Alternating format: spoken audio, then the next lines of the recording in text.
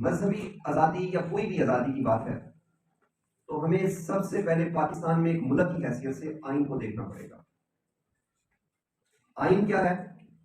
مجھے اختلاف ہو سکتا ہے لیکن میرے لیے وہی کتاب ہے. پاکستان کے 22 کروڑ عوام کا متفقہ ایک دستور، اسی کو فالو کرنا پڑے گا، خوشی سے بھی، ناراضگی سے بھی، رضامندی سے بھی. اس میں آزادی بڑی کھول کے واضح کر دی گئی کہ ہر آدمی کو ہر طرح کی آزادی ہے 3 کنڈیشن کے علاوہ. وہ 3 کنڈیشن پوری ہوگی اس کے بعد آزادی ملے گی. پہلی، کسی کی دل آزاری نہیں ہوگی. اگر کوئی کام کسی کی دل آزاری پیدا کر رہا ہے تو وہ میرے لیے، آپ کے لیے آزادی نہیں بلکہ وہ جرم ہوگا. دوسرا، پبلک آرڈر. امن عامہ کو جو چیز نقصان پہنچائے گی وہ آزادی نہیں ہے، وہ قابل گرفت جرم ہے. تیسرا، اخلاقیات.